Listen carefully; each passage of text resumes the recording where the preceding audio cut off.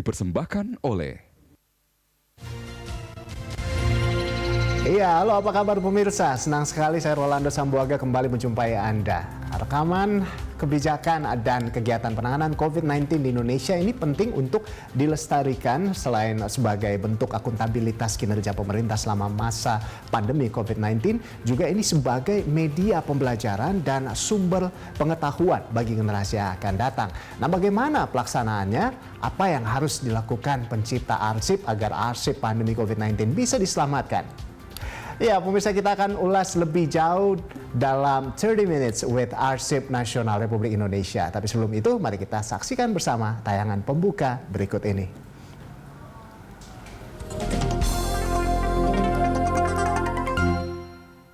Dipersembahkan oleh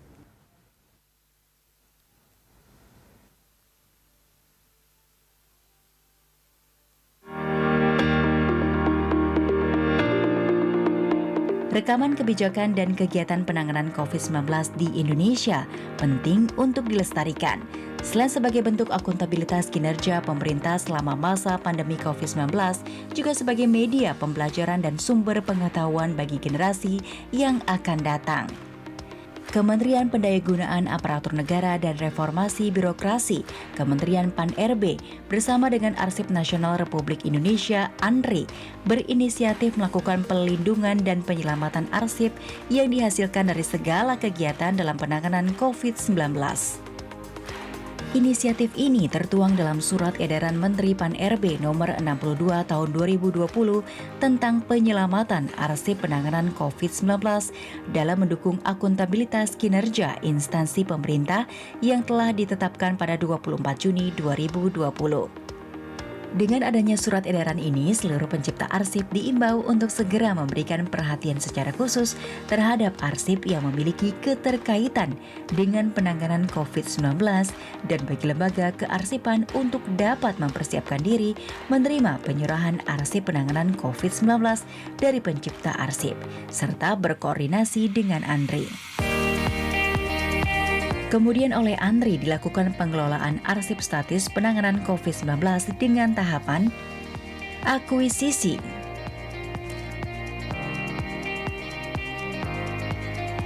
pengolahan,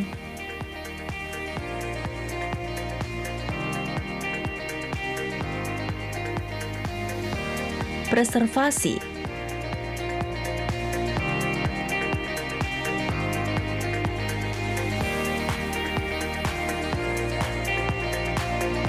pemanfaatan, pendayagunaan, dan pelayanan publik.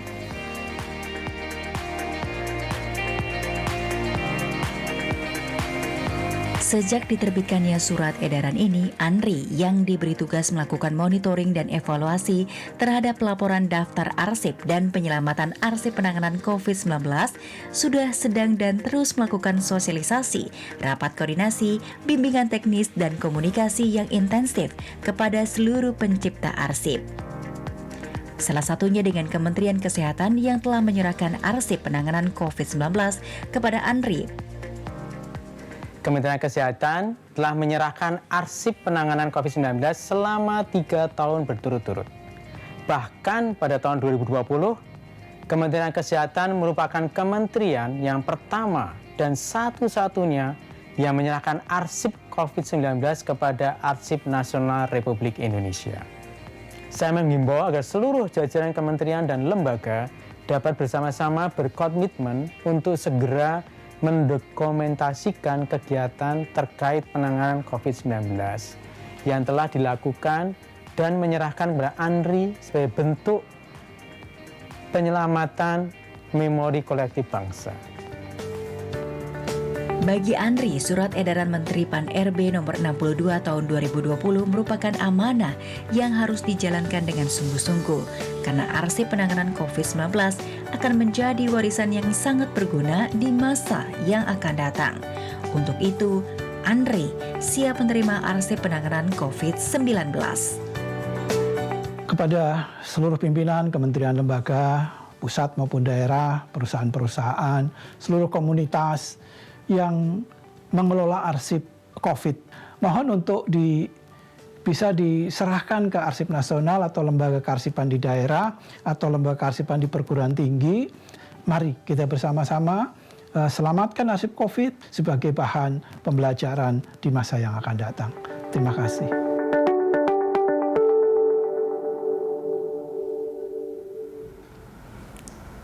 Iya, pemirsa, untuk tema kita hari ini bersama Andri, selamatkan arsip pandemi.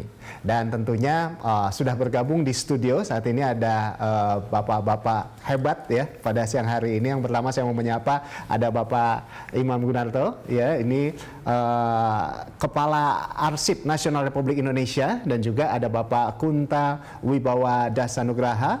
Pak Kunto, selamat siang. Selamat siang, Mas Ando. Dan Pak Imam. Oh iya Pak Kunto, sorry, Sekretaris Jenderal Kementerian Kesehatan. Baik, salam sehat Bapak-bapak. Salam sehat. Ya, salam sehat. Luar biasa. Nah, sebelum itu saya mau langsung membuka obrolan ini, saya mau langsung ke Pak Imam terlebih dahulu. Ya, Pak Imam, ini seperti apa terobosan yang dilakukan Arsip Nasional Republik Indonesia ini tentunya dalam menjalankan tugas monitoring dan juga evaluasi terhadap pelaporan daftar arsip dan penyelamatan arsip pandemi COVID-19. Seperti apa Pak terobosannya? Strateginya juga seperti apa? Iya, baik Mas Ando. Kita tidak mau mengulangi kesalahan yang lalu. Ketika 100 tahun yang lalu ada pandemi flu Spanyol, arsipnya tidak bagus. Begitu kita ada pandemi, maka pemerintah mengeluarkan aturan main, kebijakan bagaimana arsip itu diselamatkan. Andri melakukan gerak cepat, gercep. Harus gercep. Ya, yang pertama kita tentu saja kolaborasi. Kita sowan ke Pak Menteri Kesehatan, sowan kepada Kepala BNPB dengan BMKG, kemudian dengan BRIN dan sebagainya yang memang menjadi core ya berkaitan dengan penanganan COVID-19 ini. Kemudian setelah itu kita buatkan kayak guidelines bagaimana arsip COVID itu didata, diselamatkan dan sebagainya. Kita lakukan sosialisasi, kita kumpulkan semua kementerian, lembaga dan daerah sampai kabupaten kota, kemudian diadakan workshop, diadakan seminar, diadakan bimbingan, konsultasi, dan kita datengin satu-satu untuk kita beri asistensi bagaimana arsip COVID itu dikelola, didaftar dan sebagainya. Jadi dengan Kementerian Kesehatan itu paling intensif. Karena dukungan Pak Menteri Kesehatan, dukungan Pak Sekjen itu luar biasa untuk hal semacam ini. Dan itu terjadi karena kita tidak mau mengulangi kesalahan yang lalu. Kita tidak punya dokumentasi untuk pembelajaran lagi. Nanti suatu ketika pasti akan ada pandemi lagi. Dan arsip ini nanti akan sangat berguna untuk kita dan generasi selanjutnya. Nah, inilah yang sudah dilakukan oleh Arsip Nasional Republik Indonesia begitu ya. Ini memang sudah cukup. Artinya ini sudah mulai inisiatif ini sudah cukup lama begitu Pak atau? Iya, 2020. Begitu pandemi dinyatakan langsung sebagai pandemi langsung gercep.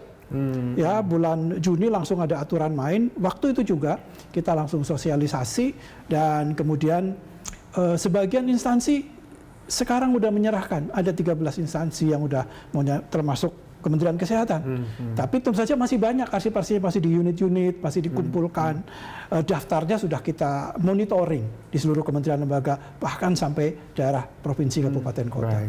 Nah, tentunya kan memang yang gercep ini tidak hanya dari Arsip Nasional Republik Indonesia sendiri. Tentunya ada lembaga yang cukup terdepan di sini, ada juga Kementerian Kesehatan seperti itu yang memang salah satu yang terdepan dalam penanganan COVID-19 ini. Nah, kita akan membahasnya seperti apa penyelamatan arsip pandemi COVID-19 oleh Kementerian Kesehatan. Untuk itu pemirsa, kami akan kembali usai jeda. Tetaplah bersama kami di 30 Minutes with Andri.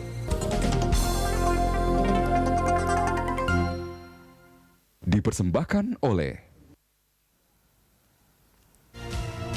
Anda kembali menyaksikan 30 Minutes with Arsip Nasional Republik Indonesia. Dan saya mau langsung ke Pak Kunto saat ini. Pak Kunto, ini kita tahu bahwa salah satu institusi yang terdepan itu dalam penanganan COVID-19 adalah Kementerian Kesehatan. Bahkan saya agak bingung waktu lalu sepertinya Kementerian Kesehatan, tenaga medis segala macam ini seperti tidak tidur gitu dalam menangani pandemi ini. Nah, kita tahu bahwa tentunya ini ada banyak sekali rekaman, ada banyak sekali arsip yang memang diselamatkan seperti itu ya. Nah, seperti apa upaya yang dilakukan oleh Kemenkes sendiri dalam penyelamatan arsip penanganan pandemi COVID-19? Ya, makasih Mas Roland ya. Tadi Pak Imam sudah menjelaskan sih. Jadi intinya COVID ini kan kejadian yang luar biasa. Dan ini menjadi pelajaran berharga bagi kita. Upaya yang kita lakukan memang dengan pengalaman sebelumnya, kita ingin membangun suatu dokumen yang lebih lengkap. Maka beberapa hal kita koordinasikan. Ada 3 sistem yang kita simpan ya. Pertama untuk dokumen-dokumen. Kemudian dari foto digital dan juga video digital. Itu semua kita kompilasi. Ya pasti ini kan bukan kerjaan kita sendiri ya, karena COVID ini melibatkan hampir sebagian besar stakeholders kita. Ada BNPB, kemudian ada TNI Polri, karena dia juga punya rumah sakit, ada Pemda, kemudian ada juga masyarakat, karena waktu itu ya vaksinasi kan juga dilakukan oleh semua elemen masyarakat ya, bukan hanya kita. Ada di Puskesmas, jadi semuanya ada terserap di mana-mana informasi tadi. Itulah yang kami dengan Pak Imam sebagai ANRI, kita bekerja sama. Apa sih yang harus kita lakukan? Maka kita juga mengedarkan, kita mensosialisasikan, mengajak semua masyarakat, semua elemen tadi untuk mengumpulkan seluruh dokumen tadi. Baik dokumen, foto, dan juga arsip, video. Ya. Karena kadang-kadang video itu bicara gitu ya. Foto juga bicara. Sangat menyentuh sekali. Tadi saya sampaikan bagaimana kita ada foto perawat yang tidak tidur gitu ya. Kemarin mereka juga kelelahan. Itu semua kita kumpulkan dan kita digitalisasikan.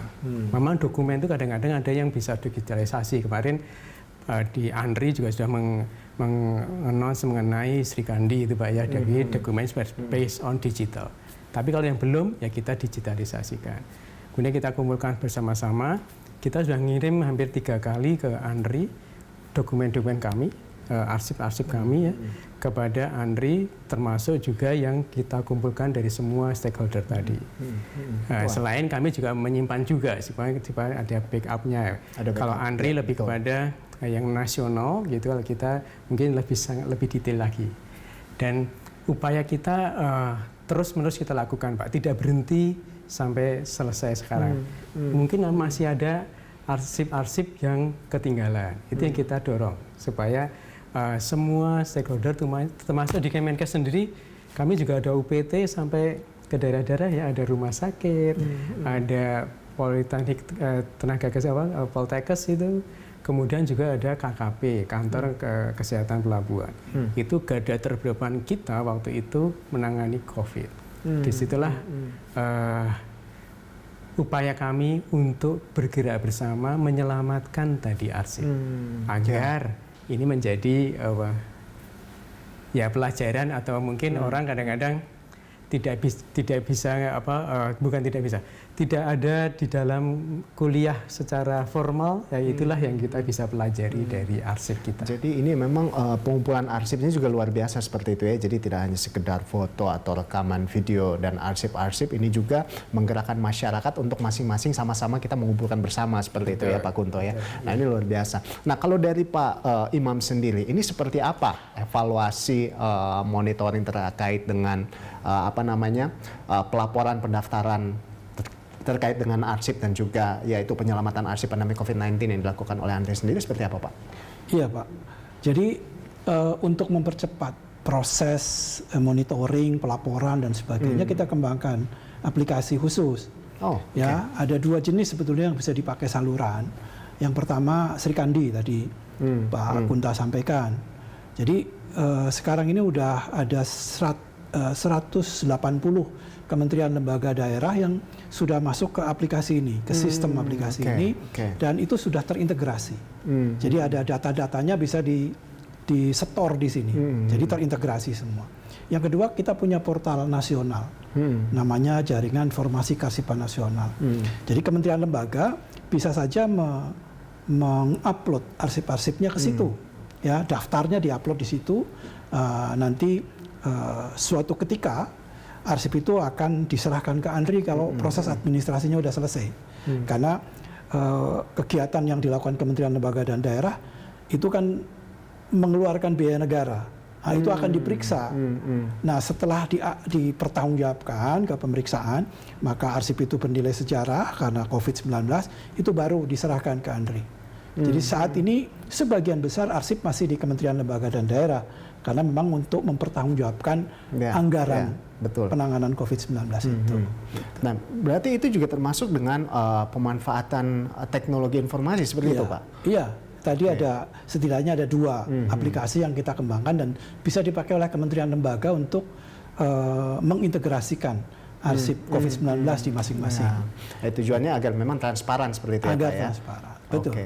Baik. Kalau dari Kemenkes sendiri seperti apa ini pemanfaatan teknologi informatika ini terkait dengan penyelamatan arsip penanganan COVID-19? Ya, saya sepakat dengan Pak Imam ya. Memang kondisi saat ini teknologi itu sudah nggak bisa kita pisahkan dalam kehidupan kita kita. harus menggunakan itu tadi. Ya. Jadi kita juga menggunakan aplikasinya dari ANRI untuk mengkolek tadi semua yang tadi dokumen, foto dan video. Selain itu kami juga selain yang hal tadi ya kita juga punya data dan informasi yang coba kita kolek. Kalau ya sekarang kita menggunakan Peduli Lindungi, gitu ya. Itu kan semua data dan informasi ada. Kita tahu siapa yang sudah divaksin sekali atau 2 kali, siapa yang sudah di booster, siapa yang sakit, siapa yang pernah kena juga, siapa yang sembuh, semua yang meninggal. Sehingga semua itu dalam satu aplikasi. Kemudian kita juga kalau vaksinasi kita juga tahu berapa sih vaksin yang sudah diberikan kita distribusikan ke masyarakat. Berapa orang yang sudah divaksin dan lainnya. Dengan kondisi tadi, kita terus mendorong memang aplikasi, Pak, atau digitalisasi. Karena kita, ya Indonesia luas sekali ya, 280 juta penduduk dari Sabang sampai Merauke. Kalau semua dengan manual, pasti akan ada yang miss. Dengan aplikasi diharapkan semuanya bisa terkumpul dan yang penting adalah kalau orang IT ngomongnya interoperabilitas gitu ya. Kita bisa membaca. Saya bisa membaca aplikasinya Pak Andri juga bisa membaca aplikasi kami sehingga terkonek gitu Pak. Saling bisa membaca saling ini.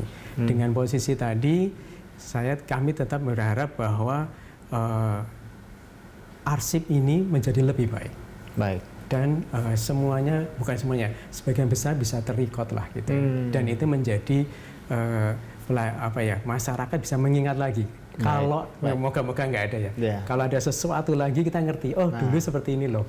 Oh dulu itu kejadiannya kayak gini. Kita bisa mereplicate kembali. Rekornya jelas begitu ya. Kita bisa lihat ini terintegrasi dengan baik dan juga transparan. Rekornya jelas kita bisa pantau dari situ.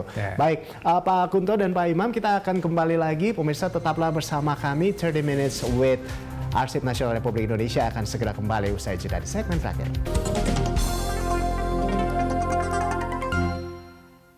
Dipersembahkan oleh pemirsa, Anda kembali menyaksikan 30 Minutes with Andri. Dan ya, di penghujung obrolan kita hari ini saya akan langsung ke Pak Kunto untuk menjawab terkait dengan apa sebetulnya urgensi dari penyelamatan arsip penanganan COVID-19 ini, dan apakah ini penanganan pandemi COVID-19 di Indonesia ini layak dijadikan sebagai memori kolektif bangsa. Dari perspektif Kemenkes sendiri seperti apa Pak Kunto? Ya, ini Mas Roland. Kita kan juga ingin agar apa yang kita lakukan itu menjadi pelajaran bagi anak cucu kita, gitu kan. Dan juga kita juga melihat kita sebenarnya namanya krisis kesehatan itu kan tidak hanya saat ini. Kita punya COVID, waktu itu flu burung dan lain-lain. Dari situ kita melihat pelajarannya bahwa kalau kita tidak menyimpannya, itu kadang-kadang kita harus nyari lagi ke orang waktu dulu, gitu kan. Dulu gimana sih flu burung kan gitu. Nah sekarang saya menyadari bahwa dengan adanya kita sama-sama ingin memperbaiki arsip itu menjadi urgent sekali, di mana masyarakat ataupun nanti anak cucu kita bisa melihat apa sih yang dilakukan oleh pendahulunya pada saat ada kondisi krisis. Dan ini mungkin bisa, ya saya nggak mengharapkan itu, tapi mungkin bisa ada terjadi lagi di ke depan gitu ya. Jadi pada mereka cari ke orangnya, lebih baik kan dia cari di dalam dokumen-dokumen tadi atau foto ataupun video tadi. Sehingga inilah pentingnya kita harus menyimpan dokumen-dokumen tadi, menyimpan apa yang sudah kita lakukan untuk perbaikan mereka juga, anak cucu kita. Dan itu yang ingin kami sampaikan. Dan saat ini kalau kita lihat krisis di tahun 2020 ya sampai sekarang masih ya kita sudah membaik tapi krisis gitu ya. Itu dimulai dari kesehatan. Nah inilah dengan adanya kita mempunyai pengalaman bagaimana kita menghandle COVID yang memang dampaknya sangat luar biasa, ini menjadi memori bangsa kita. Itu menjadi upaya kita untuk mengajarkan pada anak cucu kita. Saya ada satu pantun Mas untuk itu. Ya, boleh kan? Pantun ini Pak. Boleh. Silakan Pak Kunto. Suntik vaksin booster di puskesmas. Cakep. Jarumnya kecil tidak terasa. Cakep. Mari selamatkan arsip penanganan COVID-19 demi wujudkan memori kolektif bangsa. Wah, luar biasa Pak Kunto. Baik, sebelum Pak Imam mau pantun ini, saya langsung ke pertanyaan terakhir ya. Habis itu nanti Pak Imam langsung pantun itu Pak. Sebenarnya apa pesan yang bisa disampaikan oleh Andri terkait dengan atau apa yang ingin disampaikan Andri kepada seluruh pencipta arsip agar bisa berkolaborasi untuk sama-sama menyelamatkan arsip penanganan COVID-19 ini Pak? Iya. Jadi kolaborasi itu menjadi kunci keberhasilan dari penyelamatan arsip COVID. Sudah 2 tahun COVID berjalan, sudah banyak arsip yang tercipta berbagai media. Mohon segera didata, didaftar, dikumpulkan, kemudian dilakukan verifikasi dan penilaian, kemudian diserahkan ke Arsip Nasional atau Lembaga Kearsipan Provinsi, Kabupaten Kota. Dan setelah itu kita akan integrasikan datanya menjadi satu data nasional tentang COVID-19. Itu sebagai satu akhir. Tapi tadi karena Pak Kunto pakai pantun. Nah ini ya, harus ada balasan. Harus ada balas. Kalau enggak nanti saya punya utang. Siap. Silakan Pak. Berkat kolaborasi, pandemi COVID semakin terkendali. Cakep. Ayo saling jaga agar kasus positif tidak melonjak lagi. Mari bergerak bersama Andri, selamatkan arsip pandemi sebagai memori kolektif bangsa dan bahan pembelajaran bagi anak negeri. Luar biasa. Kalau ada sumur di ladang, boleh kita menumpang mandi. Kalau ada lagi 30 Minutes with Andri, boleh kita syuting lagi nanti. Baik pemirsa. Ya, terima kasih Bapak-Bapak sudah bergabung bersama kami di 30 Minutes with Andri. Kita doakan tentunya penyelamatan arsip pandemi COVID-19 ini bisa berjalan dengan baik dan tentunya menjadi legacy juga buat generasi kita berikutnya. Terima kasih. Terima kasih Mas Ando. Terima kasih Pak Kunto dan Pak Imam. Terima kasih. Baik, pemirsa demikianlah 30 Minutes with Arsip Nasional Republik Indonesia. Atas nama seluruh kerabat kerja yang bertugas, saya Rolando Sambuaga undur diri. Terima kasih dan sampai jumpa. Salam sehat. BTV Bersatu Menginspirasi. Terima kasih Bapak.